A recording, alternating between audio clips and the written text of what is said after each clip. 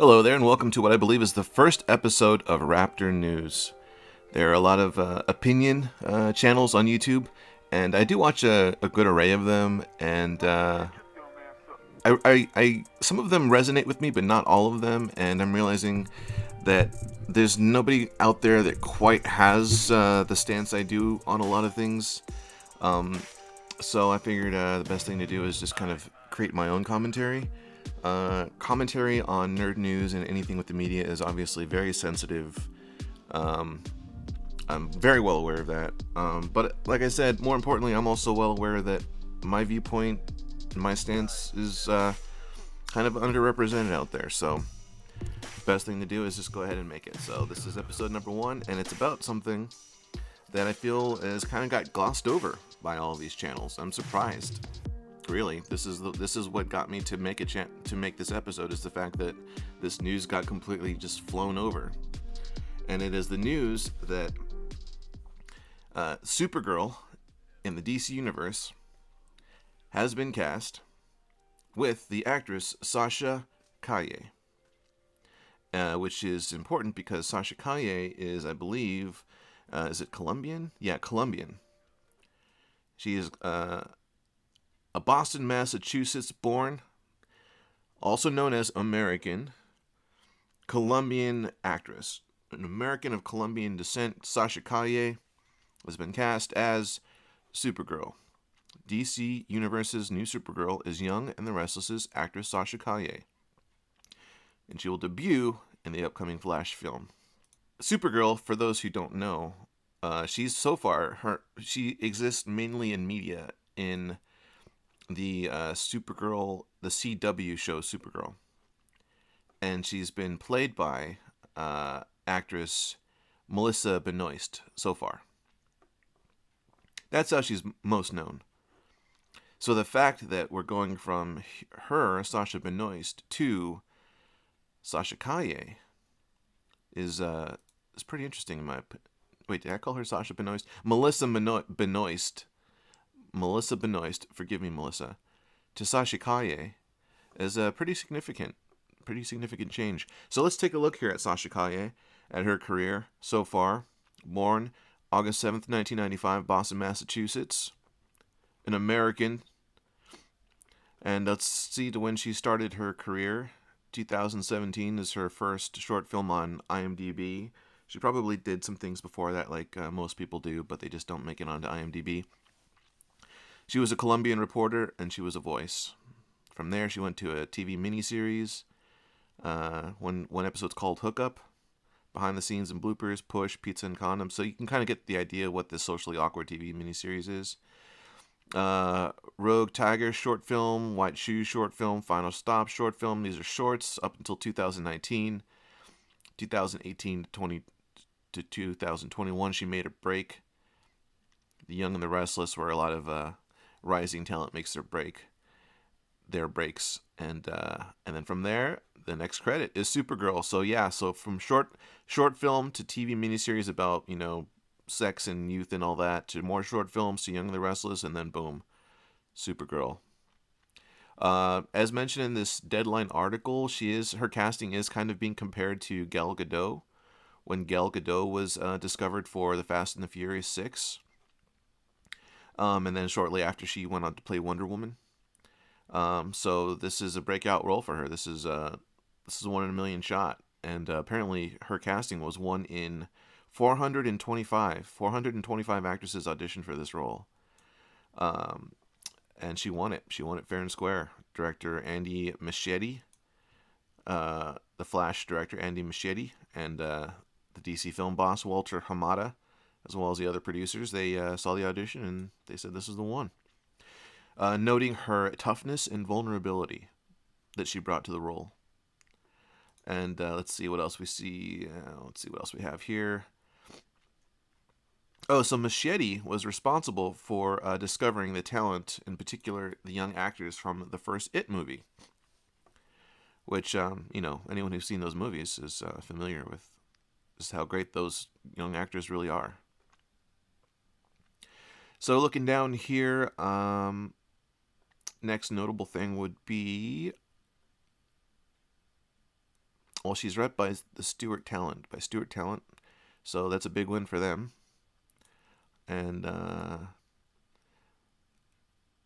yeah, so that's it here for the Deadline article. Thank you to Deadline. Um, I don't I don't think I'm gonna ever be the channel that posts breaking news. Um, I don't think that's gonna be me. It's gonna be a few days later, like maybe the next day. But it will be from the Raptor perspective. And so let's see here. So Sasha Calle, we took a look at her. Let's look at some more pictures here. We're on IMDb. Definitely seeing how this could be compared to kind of a Latin Gal Gadot casting. I wonder if they're going to keep her dark hair or if they're going to do some kind of coloration with it. I mean, obviously, she does have a bit of a tan on her, which is nice to see. You know, she has some oliveness going on to her skin. So it's not like it's a shadow casting of a Hispanic to play a white person. I think it's she's definitely going to register as ethnic, as Latina. So that's great. And her nose, by the way, around her eyes and her nose, this all kind of reminds me of Selena Gomez. Like lately, I've been watching Selena Gomez's music videos to educate myself because they're fantastic, and she's a fantastic performer, and she's had a great career. So I have to say her face reminds me of Selena.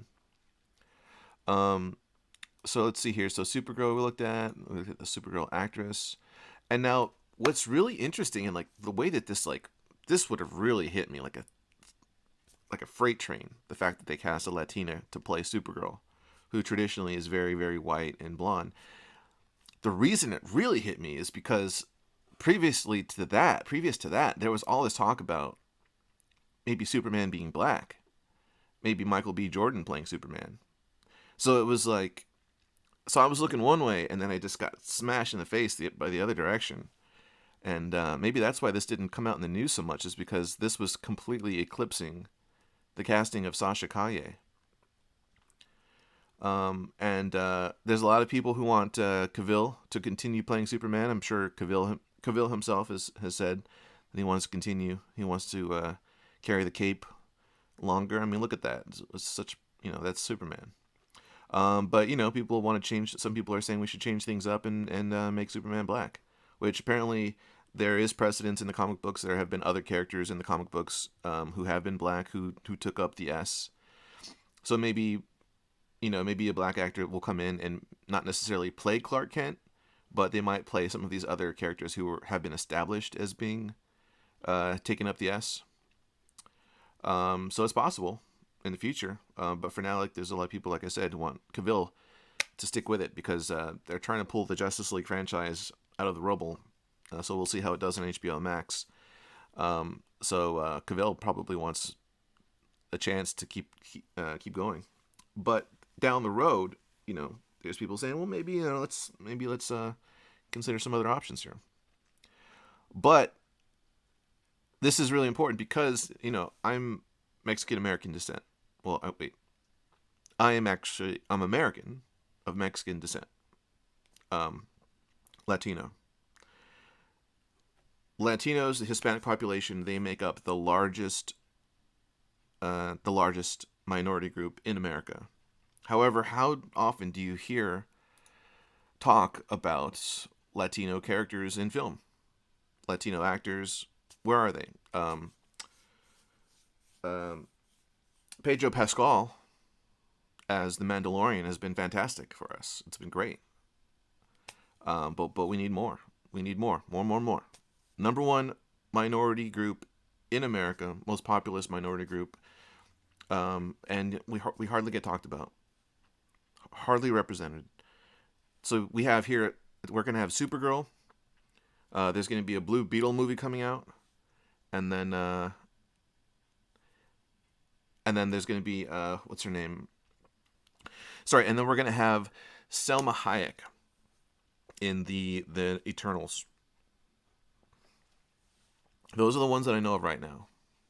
So that's 3 of all of these characters.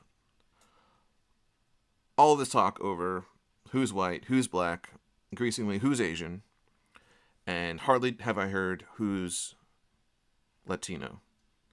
Well, Supergirl is Latino. Latina. For now. For this iteration. Which is really exciting to see. Really welcome to see. I wish Sasha Calle all the best luck to her. She seems really nice. And thanks for listening. Thanks for watching the first episode of Raptor News. Nerd news from my perspective. I'm just a raptor. What can I say? Catch you on the next one. Bye, guys. Welcome to the Raptor Pack. They always got your back. They'll have you coming back when you join the Raptor Pack.